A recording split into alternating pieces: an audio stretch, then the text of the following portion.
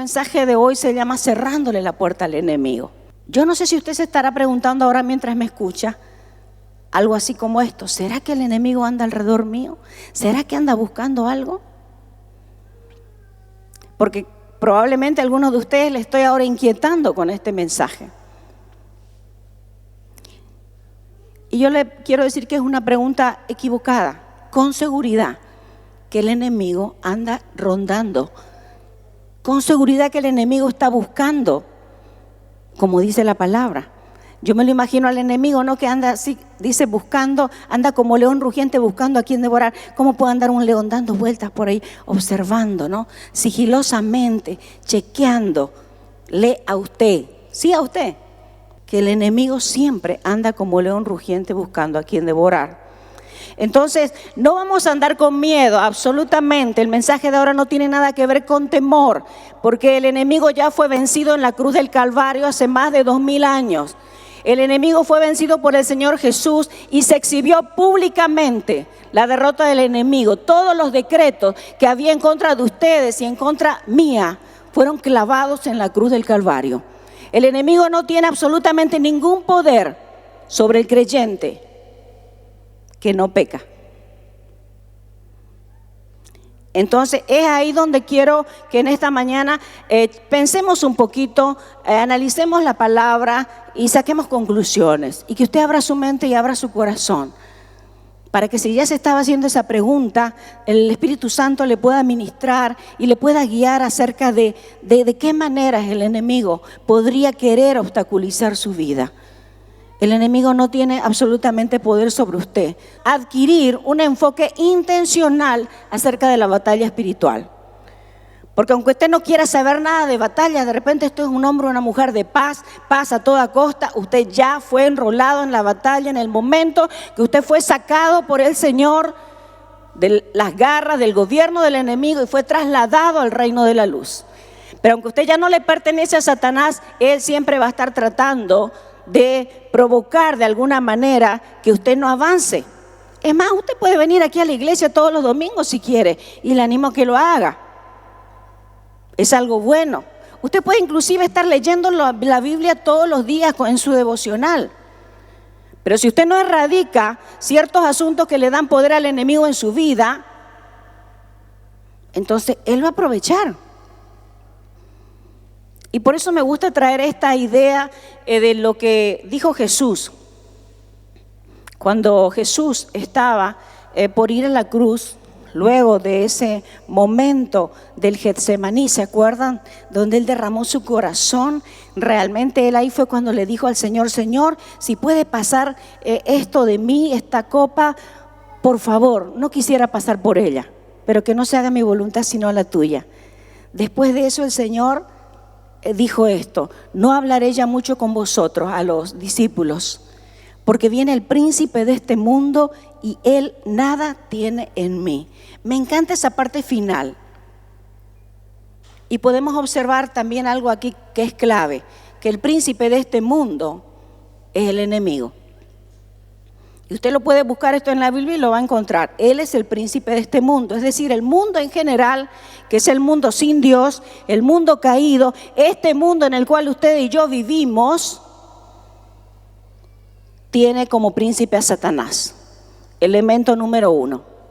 Entonces tenemos que saber que nosotros vivimos en este mundo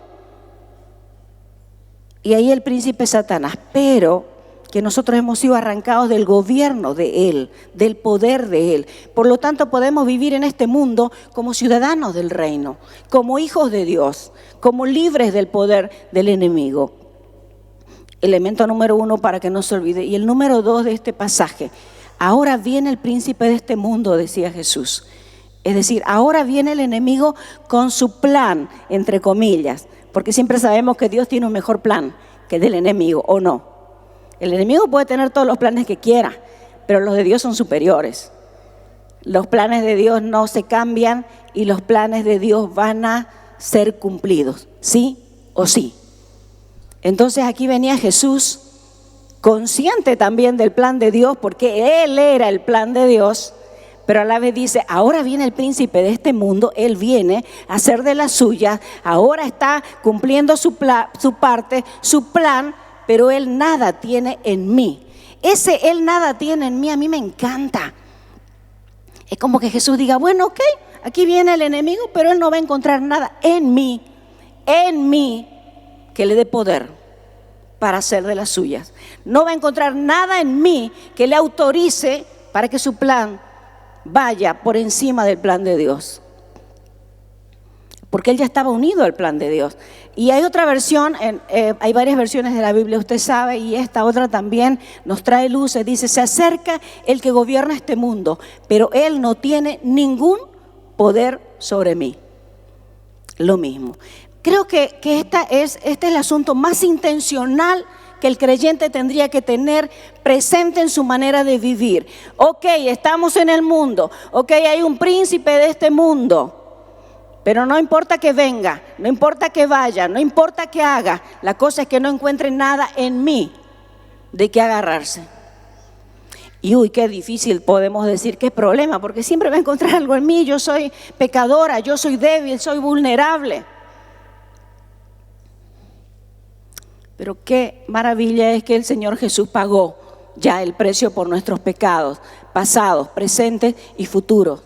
Y que si confesamos nuestros pecados, Él es fiel y justo para perdonarnos y limpiarnos. Qué bueno es saber que si nos acercamos al trono de la gracia, del favor de Dios, vamos a encontrarlo ahí disponible para nosotros. Por lo tanto, está tan sencillo el asunto como que usted y yo vivamos en arrepentimiento permanente, honestos, abiertos con el Señor que lo sabe todo y resolviendo todo el tiempo los pendientes que tengamos con Él. Porque el príncipe de este mundo está por ahí, como león rugiente buscando a quien devorar. Pero no importa que venga, porque de seguro que va a venir, pero que no encuentre nada en mí. Que no encuentre nada que le dé poder, nada que le dé legalidad. Porque insisto con este concepto, que más que concepto es una verdad. El enemigo no puede hacer nada contigo, porque lo único que le da el poder es el pecado. Y para el pecado ya hay una solución, porque Jesucristo ya pagó ese precio. Ya lo pagó. Entonces, cuando hablamos de cerrarle la puerta al enemigo, estoy intentando mostrarles de que nosotros, si vivimos intencionalmente, sabiamente, lo podemos hacer.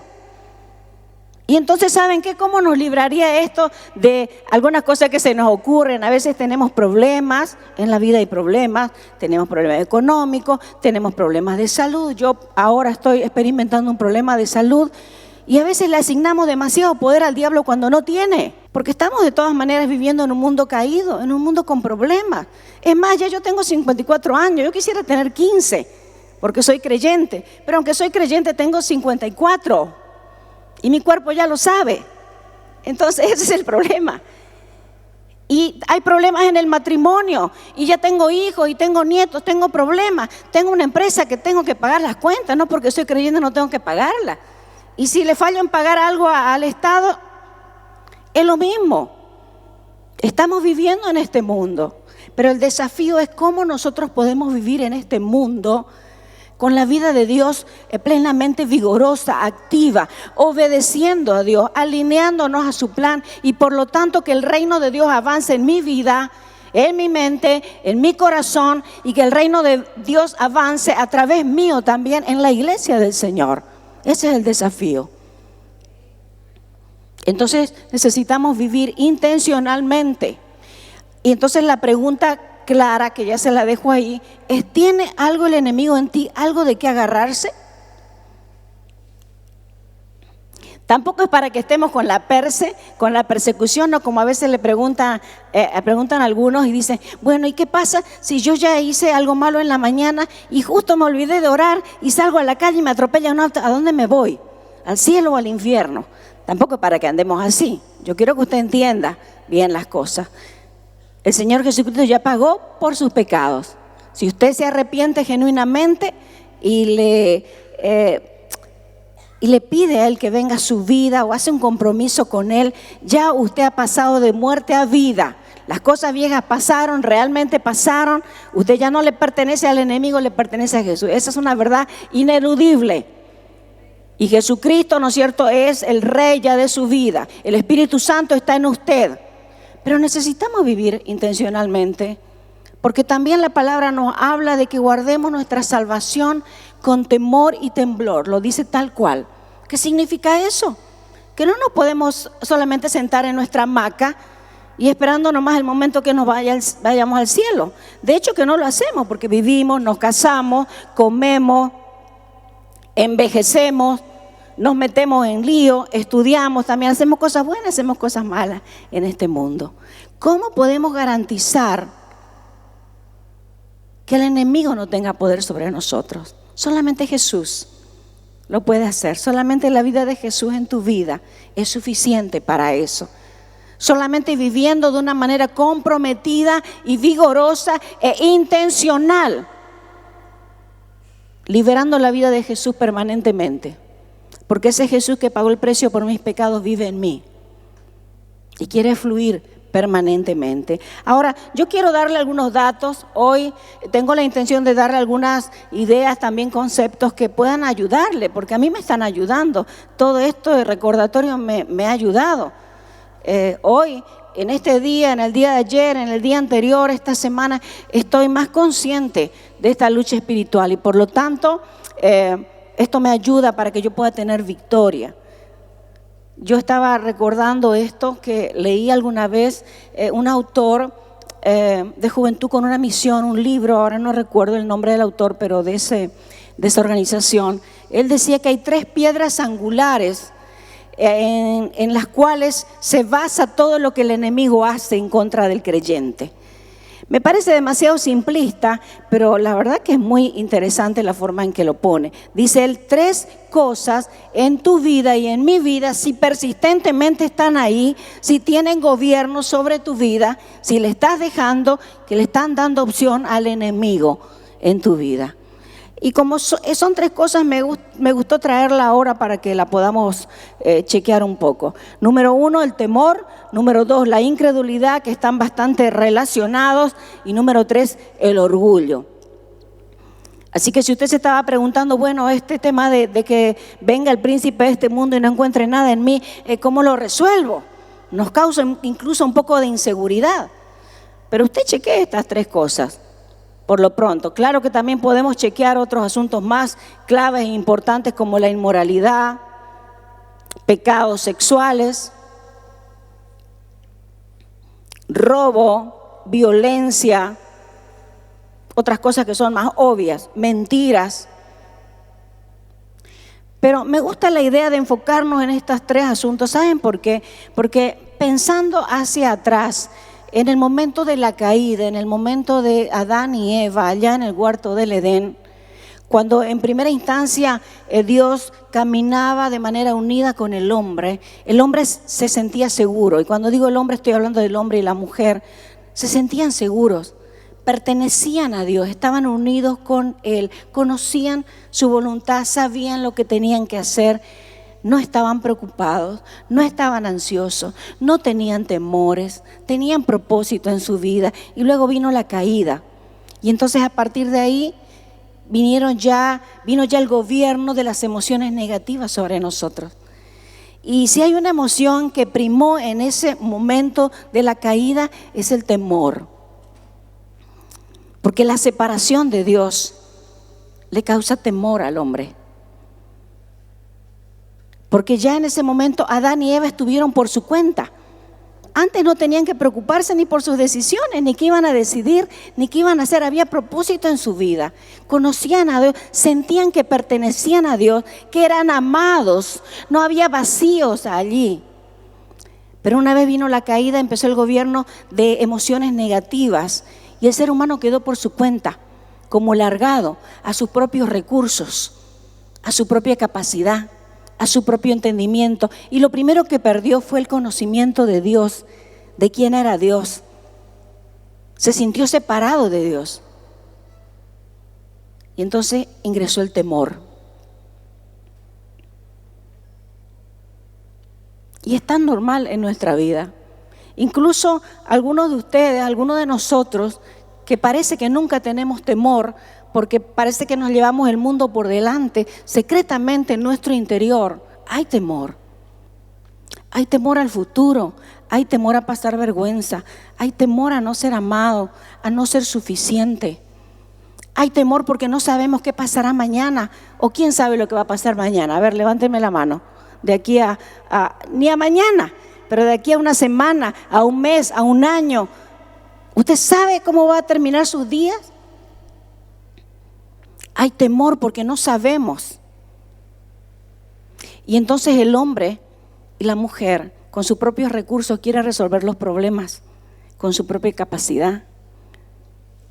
Pero cuando vino Jesús, en el plan de Dios, a entregar su vida por nuestros pecados, Él precisamente hizo algo tan pero tan clave, aparte de lo que ya hemos mencionado, algo interesante sobre este último punto.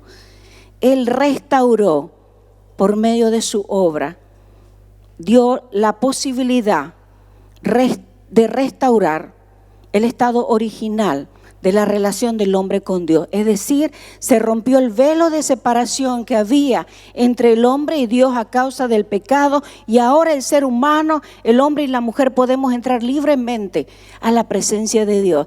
Y no solamente acercarnos a Dios como Dios, sino como Padre. Y entonces esos temores ya no deberían estar funcionando sobre el creyente. Ok, a nivel humano tenemos experimentamos tantos problemas, tantas pérdidas, tantos dolores, tantos duelos, que es lógico que tengamos un poco de temor y batallemos con el temor. Pero una cosa es batallar con el temor y otra cosa es vivir bajo el gobierno del temor. Y entonces es ahí donde lo que Jesús hizo tiene que marcar la diferencia. Ya no estamos por nuestra cuenta. Y bueno, volviendo al punto anterior de que si viene el príncipe de este mundo y no tiene que encontrar nada en mí, te hago la pregunta del $1.000.000. ¿Estás andando por tu cuenta? Como creyente todavía, teniendo a Jesús en tu vida, al Espíritu Santo en tu vida, ¿estás andando por tu cuenta? Haciendo las cosas sin consultarle. Y ahí podemos saltar al tema del orgullo. El temor, la incredulidad, el orgullo están todos íntimamente relacionados. Porque si Jesús ya nos volvió a dar la opción de estar unidos con el Padre, si tenemos un Padre, ya no estamos largados, no estamos por nuestra propia cuenta. Y es un Padre perfecto, es un Padre amoroso. No es como los padres terrenales, por más buenos que hayan sido los que tuvimos. Eso debería ser una diferencia en nuestra manera de vivir. Y entonces erradicaríamos más fácilmente o combatiríamos más fácilmente. Cuando digo más fácilmente, quiero decir que es posible, no quiero decir que no cuesta, a mí me cuesta, pero tendríamos la herramienta necesaria para combatir estas tres piedras angulares que le dan poder al enemigo sobre nuestras vidas y que están involucradas en muchas cosas que hacemos y que no hacemos. Hay mucho creyente que dice que todo lo puedo en Cristo que me fortalece, pero cuando tiene un desafío retrocede. Hay mucho creyente que dice que sí, todo lo puedo en Cristo que me fortalece, pero cuando el Señor le vuelve a hablar sobre ese mismo tema, no lo hace. Y no les quiero acusar, porque yo me incluyo en ese grupo de creyentes. Pero cuanto más posibilidades le demos al temor, a la incredulidad y al orgullo para gobernarnos, entonces sí el enemigo va a encontrar de qué agarrarse, de qué molestarnos. Es más, el problema no es el pecado, mis hermanos, porque Jesús ya pagó el precio en la cruz. Es más, el Señor no está sorprendido ni se va a sorprender de que usted pecó o va a pecar, porque ya lo sabe. Es más, a causa de que no vamos a confesar los pecados y no nos abrimos al Espíritu Santo para que nos los muestre también para confesarlos, el enemigo tiene de qué agarrarse. Y nos acusa todo el tiempo y nos condena.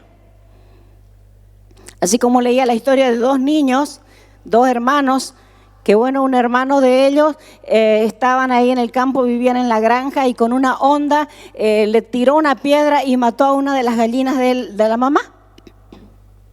Y resulta que la mamá estaba desde la ventana de su caja en la granja, estaba observando y lo vio a su hijo matando la gallina. Pero el niño asumía que ella no sabía. Y el otro hermano lo estaba viendo, el hermano mayor. Entonces a partir de ahí el hermano mayor empezó a manipularlo, a sobornarlo para que el hermano menor le haga todo lo que él necesitaba, porque si no, le voy a contar a mamá. Y entonces el hermano menor, el que mató a la gallina, no quería pues que la mamá se entere, porque si se entera me va a dar guasca o me va a quitar ciertos privilegios. Tenía temor. Y entonces se dejó manipular un largo tiempo con el hermano mayor. Le hacía la cama, lavaba los platos cuando le tocaba, le daba sus quintos para el recreo. Hasta que un día de esos, el hermano infractor, el menor, el que mató a la gallina, se cansó. Pero había pasado largo tiempo. Y se cansó y fue y le dijo a la mamá, mamá, y llorando todavía, no sabía cómo decirle. Dio muchas vueltas para hacerlo. Al final se lo dijo, mamá, te cuento que yo maté a la gallina. Y la mamá entonces le dijo, pero hijo, ya yo lo sabía porque yo te vi por la ventana. Nada más que estaba esperando a ver cuándo te ibas a animar a decírmelo. Porque cuando yo te vi por la ventana, ya yo te había perdonado. Entonces, ¿cuánto tiempo se dejó manipular el hermano menor pensando que la mamá lo iba a... cuando ya ella lo había perdonado? Y así estamos nosotros con el Señor. El Señor ya pagó el precio, Jesús ya pagó el precio en la cruz del Calvario por tus pecados pasados, presentes y futuros. Pero sin embargo, usted y yo seguimos a veces dejándonos sobornar por el enemigo y lavándole los platos cuando le toca lavarlos a él, sencillamente porque tenemos miedo de ir a nuestro Padre Celestial, temor de ir a nuestro Padre Celestial para decirle lo que ya sabe y por lo cual ya nos ha perdonado, porque para eso envió a Jesús. Solamente que tenemos algo que hacer, que es arrepentirnos, confesarlo, y si confesamos nuestros pecados, Él es fiel y justo para perdonarnos y limpiarnos. Entonces no es tan difícil este asunto de que cuando venga el príncipe del mundo, que de hecho ya está alrededor, trabajando y operando, alrededor suyo, alrededor de su futuro, alrededor de su familia, que no encuentre nada. No es tan difícil. Otra cosa que quiero mencionar en este asunto de cerrarle las puertas al enemigo es que nosotros necesitamos ser persistentes. El creyente tiene que ser persistente, insistente, intencional.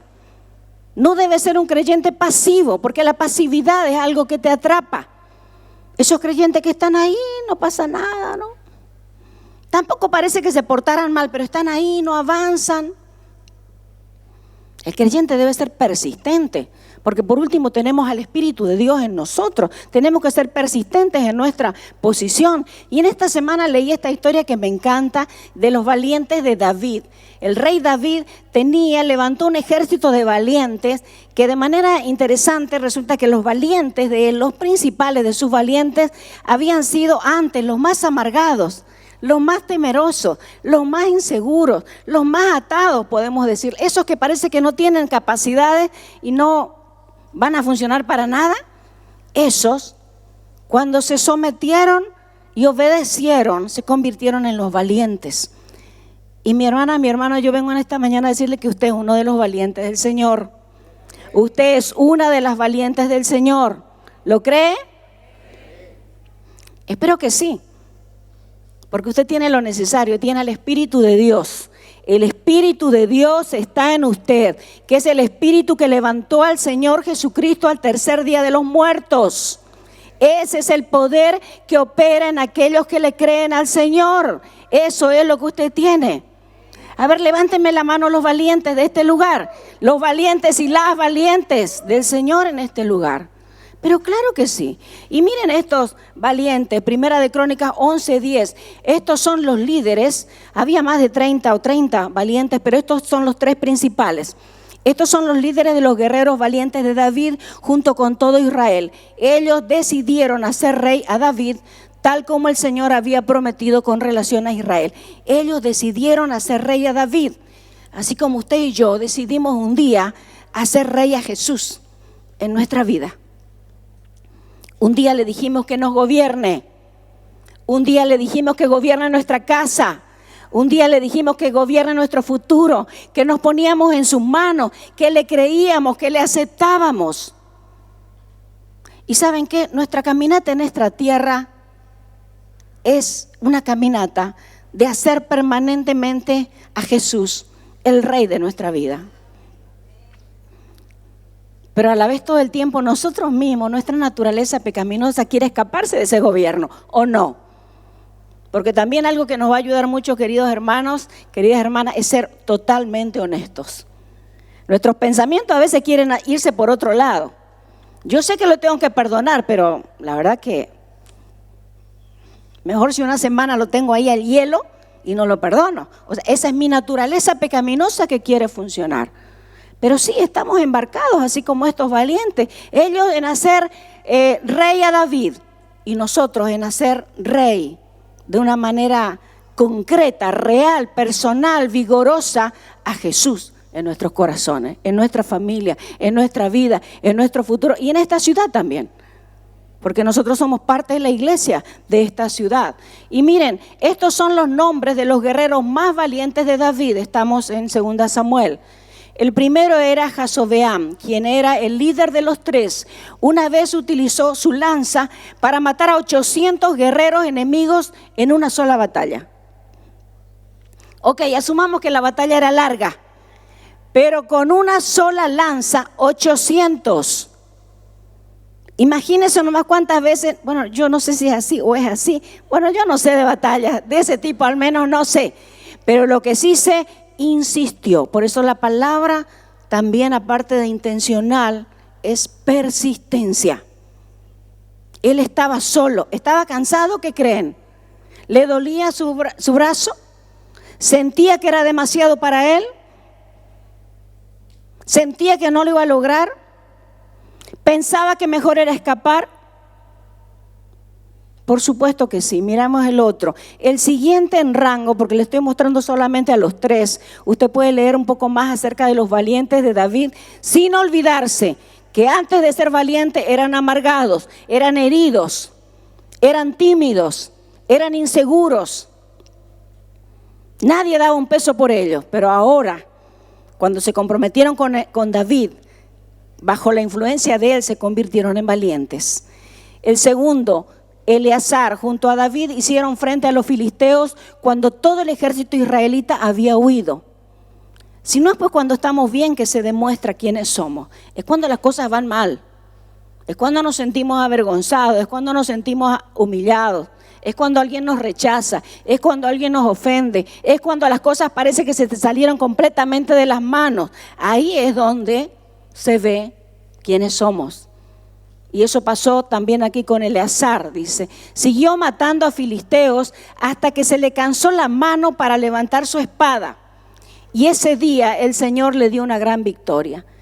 En otra versión de esta misma palabra dice que se le pegó la mano a la espada. O sea, ¿qué tiene que suceder para que se pegue la mano a la espada? No sé, aquí por ejemplo las que cocinamos. Yo no conocieron mucho, las que cocinan, cuando han tenido que cocinar para muchas personas, Pati, ¿no? Y picar, y picar, y picar, y picar, y picar, y picar, y rebanar, y rebanar. Oiga, ese cuchillo ahí, esas manos hasta callos. Imagínense este hombre. Persistencia otra vez, persistencia. Para tener victoria en la batalla espiritual, incluso con nosotros mismos, es persistencia, mis hermanos. No se necesita fuerza, porque la fuerza es del Señor. Dice, no es con espada, no es con espada, es con espíritu, dice. Pero se necesita un creyente que decide. Un creyente que insiste consigo mismo. Que insiste en cambiar, que insiste en enfrentar esas debilidades, que insiste en enfrentar esos temores, que insiste en enfrentar ese pecado, que insiste en ir a buscar ayuda. Es un creyente que se hace cargo de la cosa, de su situación, de su problemática. El siguiente en rango era Sama. Esta historia seguramente la han escuchado, aquí ha habido prédicas acerca de esto. Cierta vez, los filisteos atacaron a los israelitas en un campo lleno de lentejas. El ejército israelita huyó, pero Sama no se dio terreno en medio del campo. Es decir, en el medio del campo se quedó Sama. Todo el mundo desapareció. Solo Sama en el medio del terreno que era suyo, que era de su familia.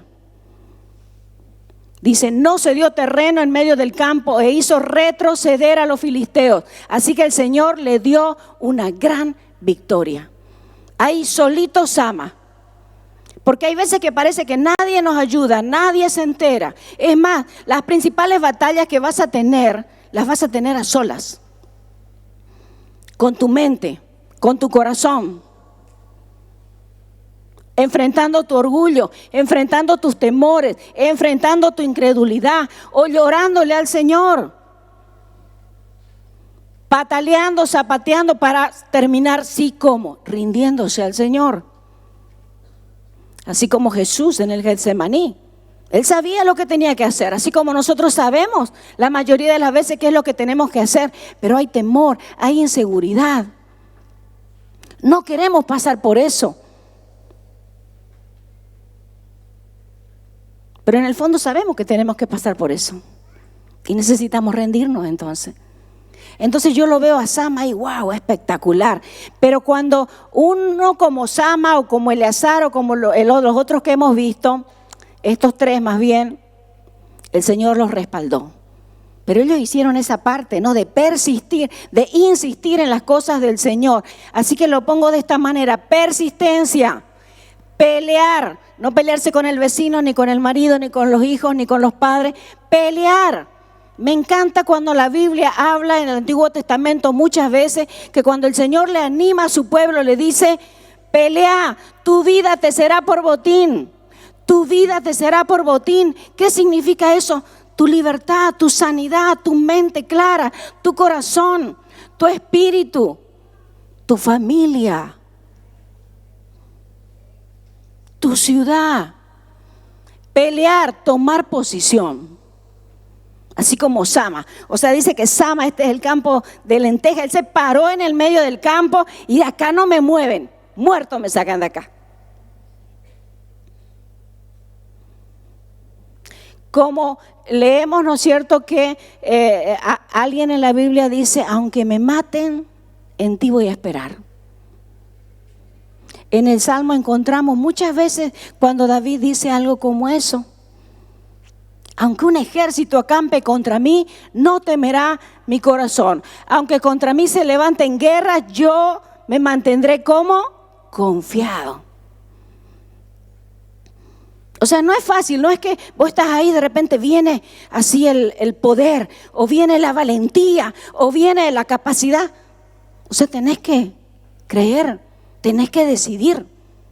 Y por supuesto que el Señor te va a dar todo lo que necesites y cuando te des cuenta vas a pasar por lo que te tienes que pasar y vas a vencer. Y miren esta otra parte, ya vimos a los tres valientes y ahora veamos a David. David dice, ahí mismo él estaba, los filisteos, los enemigos estaban allá, ellos estaban acá acampando con sus valientes y un momento de esos dice David, ay, dice, ¿cómo me gustaría tomar un poco de esa buena agua del pozo que está junto a la puerta de Belén? Que dicho sea de paso, esa agua que él estaba anhelando y deseando estaba en el mismo lugar donde estaban los enemigos. Entonces los tres, los que acabo de mencionar y presentarles esta mañana, atravesaron las líneas filisteas, sacaron agua del pozo junto a la puerta de Belén y se la llevaron. ¡Wow! ¡Qué espectacular los valientes!, ¿no? Como su jefe, en este caso David, tenía deseos de agua, ellos se metieron por en medio de los enemigos que estaban ahí durmiendo en medio de las filas, sin temor o venciendo el temor. Sencillamente para traerle agua a su jefe. Pero miren, esto va más allá todavía. Miren lo que hace David. Pero David, cuando recibió el agua que le traían los valientes, rehusó tomarla. En cambio, la derramó como ofrenda al Señor. Y David, la Biblia dice que David en ese momento dijo lo siguiente, o sea, ¿cómo voy a tomar así nomás esta agua que les costó tanto a estos valientes? Y me gustó también esa parte porque eso de traerle el agua a él, los valientes, traerle el agua era como honrarlo. Pero él también se dio cuenta que él tenía que renunciar a eso y que la honra era para el Señor. La honra de la batalla era para el Señor. El reconocimiento de que era Dios el que lo hacía. Lo cual me gustó mucho porque también hablamos hace rato que hay 3 piedras angulares que el enemigo puede utilizar en contra del creyente, las principales: el temor, la incredulidad, ¿y cuál era la otra? El orgullo. Qué bueno lo que hizo David, porque de repente yo me tomaba el agua, pero él dijo: no, aquí el centro de la cosa no soy yo, es el Señor. Espectacular. Y quiero también mostrarle estas ideas que van enlazadas con todo lo que he estado hablando en esta mañana, que para mí es una estrategia ganadora. A mí me ayuda mucho con mi propia batalla espiritual. Ahora usted podrá preguntarse: bueno, ¿y cuál es la batalla espiritual de la pastora Isabel? Yo tengo la misma batalla que ustedes y algunas más, capaz. Pero las batallas están dándose alrededor nuestro y el desafío es: vamos a obedecer al Señor, vamos a enfrentar ese desafío a la manera de Dios, nos vamos a ir por nuestra propia cuenta, lo vamos a hacer como Él quiere, voy a dejar que ese temor me venza, voy a actuar como si Dios no existiera, incredulidad, voy a actuar como si Él no pudiera hacer algo al respecto, voy a hacer lo que yo pienso nomás, lo que yo siento, voy a hacer según mi potencial, mi capacidad, como si Dios tampoco estuviera ahí. Esa es la batalla espiritual. Porque por lo demás tengo asuntos pendientes que resolver y que enfrentar día a día como usted. Yo tengo un esposo, tengo 4 hijas, tengo nietos, eso trae.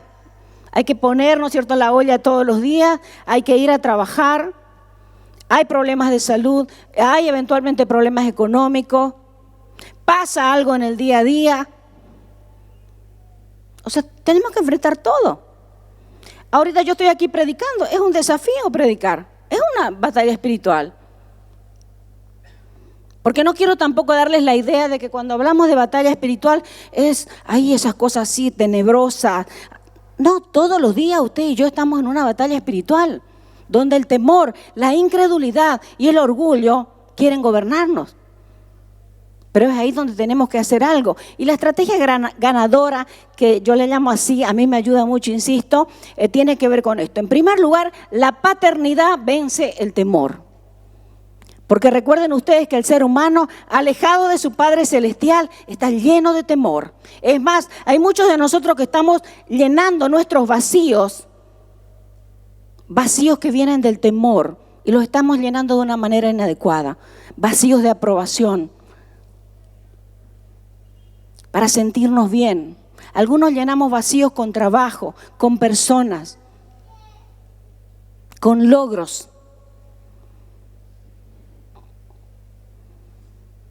Pero el temor es erradicado por la paternidad de Dios. Y miren lo que dice la palabra, Romanos 8:15. Y ustedes no recibieron un espíritu que de nuevo los esclavice al miedo, dice el Señor, sino el espíritu que los adopta como hijos y les permite clamar: Abba, Padre, papito, Padre mío. Porque la palabra de Dios dice que el amor de Dios echa fuera todo temor. Pero entonces tenemos que revisar si estamos viviendo en una relación con nuestro Padre Celestial, en una relación adecuada. Porque algunos de nosotros todavía nos relacionamos con nuestro Padre Celestial teniendo en cuenta de una manera errónea el modelo de nuestros padres terrenales. Por más buenos que sean, ninguno de nuestros padres terrenales da la talla de un padre perfecto, amoroso, justo, pendiente de sus hijos. Porque incluso algunos que han tenido padres o hemos tenido padres perfeccionistas, pensamos que ese es Dios, que no se satisface con nada y que está esperando darnos un golpe cada momento que fallamos. O algunos que han tenido padres ausentes, que no estuvo el padre, piensan que así es Dios, Por lo tanto, no le confiamos a Dios lo que dice. Entonces, la paternidad echa fuera el temor. Nosotros necesitamos persistir, necesitamos persistencia en confiar en el carácter de Dios a pesar de las circunstancias, del dolor, de la soledad. Insistir, como los valientes que vimos hace rato. La fe vence la incredulidad, ya eso lo sabemos. Todo lo que no proviene de fe, mi hermano, mi hermana, es pecado. Porque todo lo que es nacido de Dios, primera de Juan 5, 4, 5, vence al mundo. Y esta es la victoria que ha vencido al mundo, nuestra fe. ¿Quién es el que vence al mundo sino el que cree que Jesús es el Hijo de Dios? La fe. Usted y yo tenemos que tener fe de que en Él nosotros vencemos al mundo. Por lo tanto, esto es persistencia en confiar en la palabra de Dios, en lo que Dios te dijo, en la promesa de Dios, a pesar de las circunstancias, del dolor y de la soledad. Y la humildad vence el orgullo. Le estoy dando nomás la receta, usted tiene que investigar acerca de esto. Mire lo que dice Santiago 4, del 6 al 7. Pero Él nos da mayor ayuda con su gracia, porque eso dice la Escritura, Dios resiste a los orgullosos. Es decir, a usted y a mí no nos conviene dejarnos guiar por el orgullo. Dios resiste a los orgullosos, dice, pero da gracia a los humildes. Así que, ¿qué? Sométanse a Dios, resista al diablo y Él huirá de ustedes. Pero el orgullo le da poder. A veces no lo identificamos al orgullo. Pero, por ejemplo, cuando nosotros queremos hacer las cosas a nuestra manera, en vez de a la manera de Dios, adivinen qué es eso. Tiene raíces en el orgullo, en el egocentrismo. Cuando usted no quiere perdonar una ofensa porque es muy grave, ¿de dónde viene eso?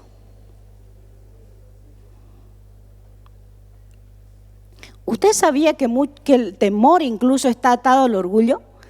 Porque el temor viene también, nosotros tememos de aquello que no podemos controlar. Porque solo lo que podemos controlar nos deja tranquilos. ¿Y eso a qué suena? Orgullo de vuelta. Nuestra naturaleza es así. Dios resiste, dice, a los orgullosos.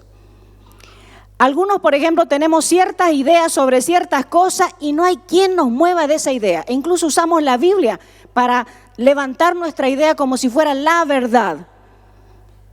¿A qué suena eso? ¿Orgullo? No queremos escuchar a nadie, no queremos obedecer, no queremos cambiar, no queremos ser expuestos, no queremos hablar de nuestros problemas, no queremos que nadie nos vea vulnerables, que sepan de nuestras debilidades. ¿Qué es eso? Y podría pasarme toda la mañana, porque yo soy una experta en esto. Porque es algo con lo cual yo también estoy lidiando permanentemente y sobre lo cual Dios nos está trayendo revelación.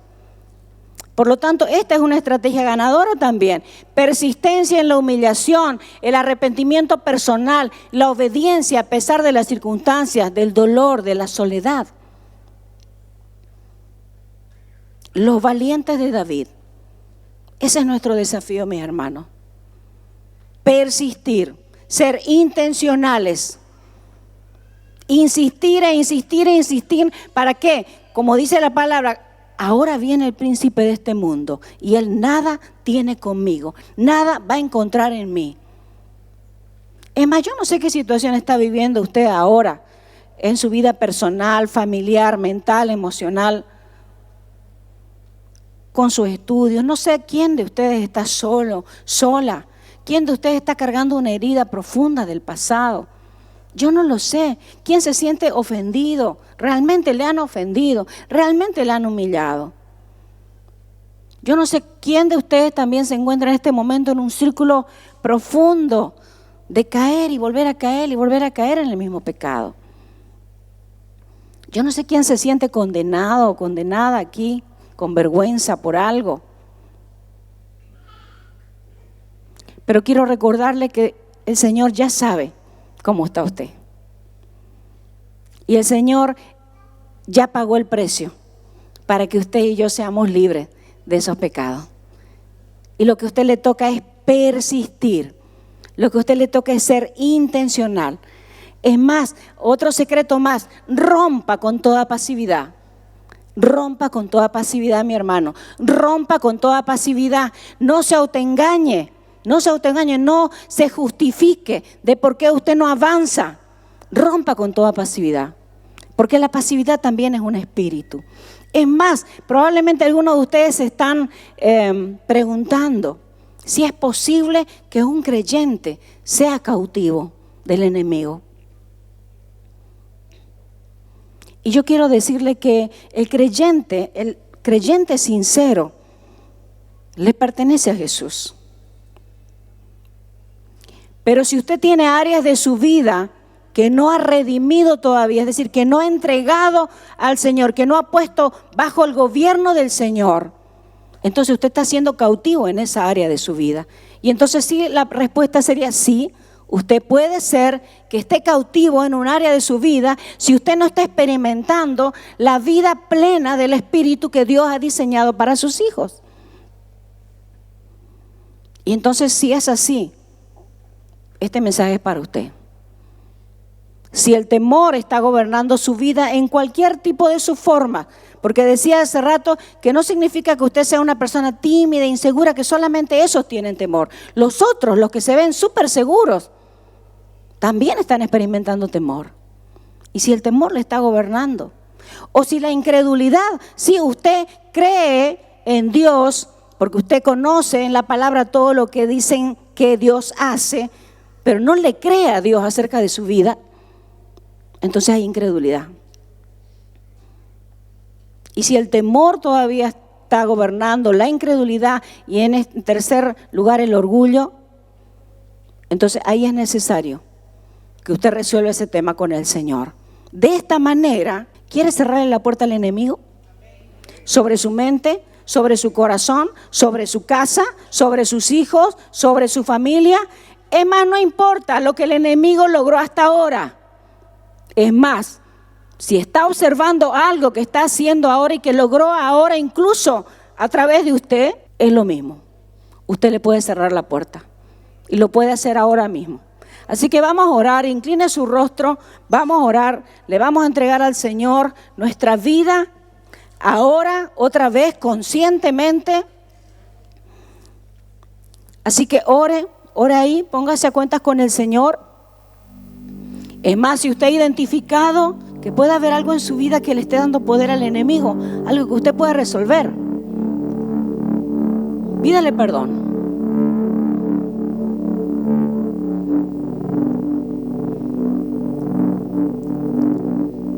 Si necesita perdonar a alguien, hágalo ahora. No importa lo que le hizo. No importa que no se merezca. No importa que no se arrepintió. Esa persona, perdónela ahora. Para que usted no le dé opción al enemigo. Si usted está experimentando temores, sea cual sea, entrégueselo eso al Señor. Si siente mucha inseguridad por algo, dice el Señor, vengan, traigan toda esa ansiedad sobre mí. Porque la ansiedad también le abre la puerta al enemigo. Porque está unida con el temor, con la incredulidad. Y puede ser hasta con el orgullo, porque como no salió a su manera, entonces eso le causa ansiedad. Entréguenle al Señor.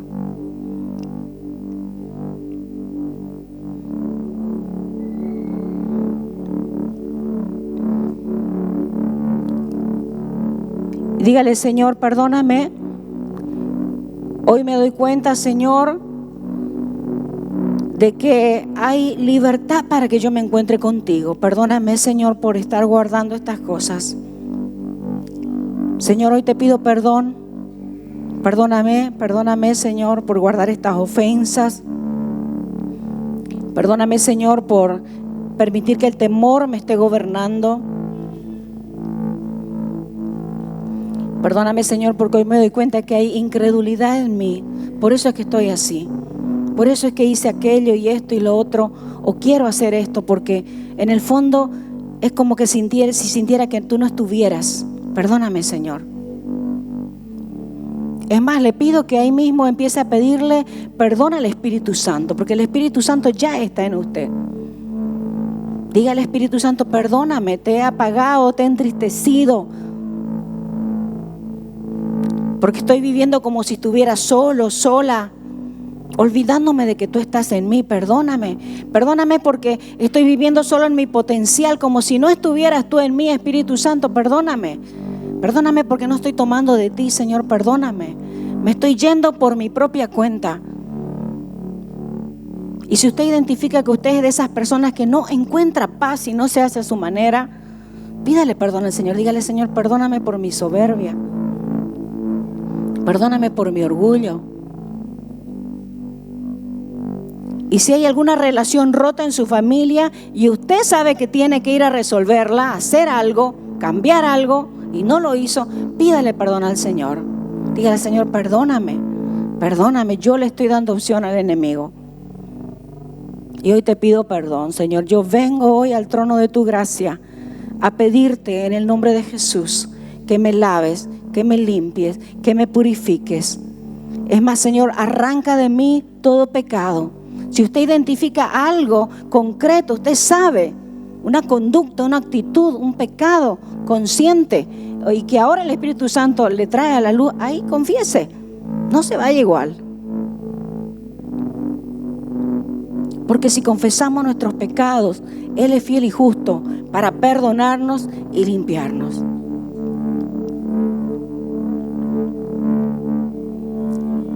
Y si hay alguno de ustedes que todavía no le entregó su vida al Señor, bueno, esta es la oportunidad. Dígale, Señor, te entrego mi vida. Hoy decido creer que Jesucristo murió en la cruz por mis pecados. Y acepto ese regalo de Jesús. Me arrepiento, reconozco que yo soy pecadora, que yo soy pecador. Pero hoy me vuelvo hacia ti. Te pido, Jesús, que vengas a mi vida. Seguimos orando todos. Usted métase con el Señor. Ahora empieza a pedirle que le ayude. Ahora empieza a decirle, Señor, nada de esto que quiero hacer, que quiero cambiar, que quiero resolver, va a ser posible si tú no me ayudas. Pídale ayuda al Señor, pídale al Espíritu Santo. Y si hay alguien aquí que hizo esta oración de entregarle su vida a Jesús por primera vez, aquí en este lugar, por favor, ahí todos los demás sigan orando, no se distraigan. Pero si hay alguien que hizo esta oración por primera vez, levante la mano donde está. Queremos entregarle algo. Si alguien hizo esta oración por primera vez, allá también, por favor, levante su mano. Solamente queremos entregarle algo, identificarle y orar por usted. Señor, gracias por este tiempo. Ahora dele gracias al Señor porque usted cree que Él le ha perdonado. Que lo que usted le ha confesado ahora, Él le ha perdonado. Dele gracias al Señor porque usted cree firmemente que lo que hoy le entregó, Él lo tomó. Dele gracias al Señor ahora porque usted cree que si le pidió fuerzas para algo, el Señor se la da. Y Señor, en el nombre de Jesús, yo oro por tu pueblo en este lugar, Señor. Señor, les bendigo en el nombre de Jesús. Declaro tu presencia sobre ellos. Y declaro que el Espíritu Santo sigue haciendo obra en ellos. Se abren las mentes, se abren los corazones para entenderte, Señor. Es más, Espíritu Santo, tú traes mayor convicción de tu presencia, pero también mayor convicción de pecado, de justicia, de juicio. Desciende, Espíritu Santo, ministra a tu pueblo en este lugar. Señor, yo los cubro con tu sangre y en el nombre de Jesús declaro que el enemigo no tiene poder sobre ellos.